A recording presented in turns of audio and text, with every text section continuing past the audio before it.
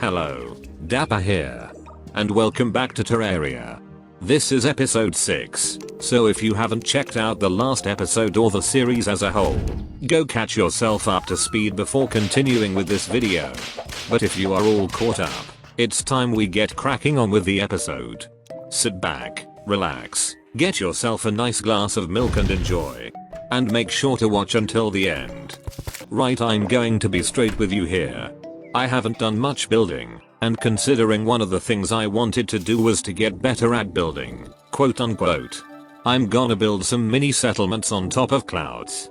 Meaning I'm going to need some sky blocks, such as, you guessed it, clouds. Which is why I'm heading up to the sky islands on the right side of my world. Some cheeky accessories would also be pretty nice, mainly the lucky horseshoe or fledgling wings.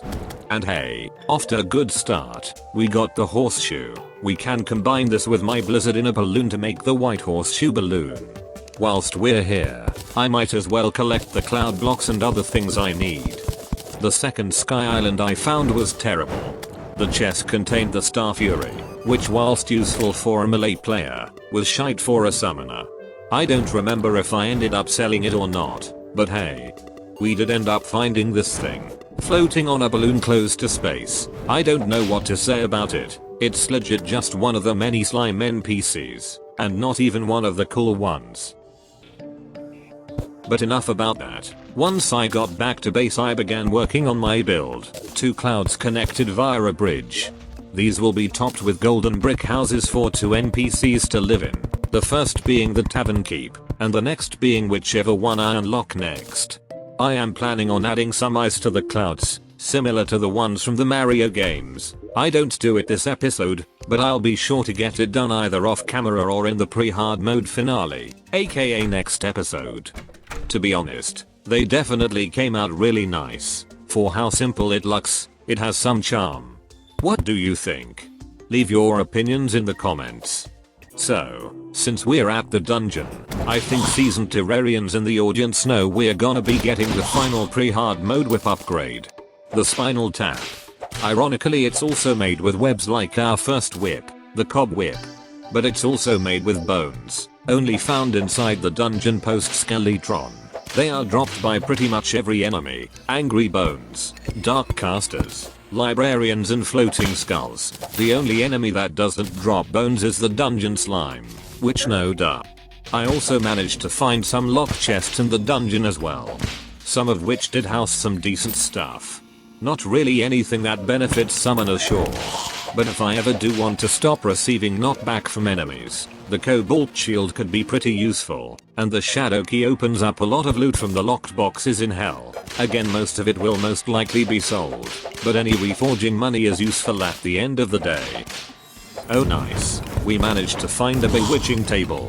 This will help us a lot in the long run, since the bewitching table will grant us 1 extra summon completely free, paired with the armor set we'll get later. And the summoning potions, the max amount of summons will be reached, which is 5 summons altogether. Not bad for pre-hardmode. Inside another chest, we found the Muramasa sword. Not really useful for a summoner, but hey it can be sold for more reforging money. And in the last chest I looted, I ended up finding the magic missile, a common theme actually. There's no locked gold chests that hold any summoner weaponry. Which is fine since the Spinal Tap exists. Afterwards I went back to base and crafted the Spinal Tap with the bones I collected on my travels. It deals over 40 damage, which is nuts for a post-skeleton weapon. Not to mention how fast it swings. It's genuinely incredible. I did try to get the legendary modifier through reforging it through the goblin, but the robbing bastard took all of my money. So I ended up uncrafting and recrafting it through the shimmer instead, which worked out a lot better, and was much more cost effective for the price of it being time consuming. I did magic mirror home soon after, because I needed to prepare for the next boss, which I'm gonna let you know, I think I over prepared for this boss. I got every buff I needed, regeneration potions for healing, iron skin for defense, summoning potions for that should be obvious, as well as a burger for the exquisitely stuffed buff, which gives a boost to my stats. Then I made my pilgrimage to the jungle, because there was a certain matriarch that needed to be abdicated from her throne. The queen bee.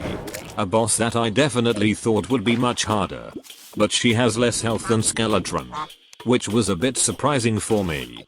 So I made it back down to that beehive and started to convert it into an arena for queen bee. Nothing too special, mainly just a layer of honey at the bottom to dip into and receive a small healing boost.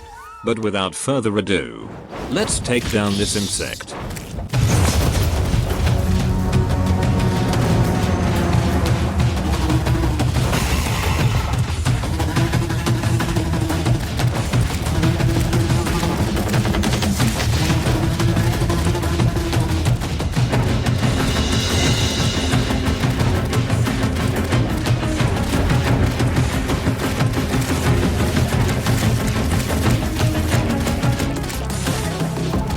Easy shit.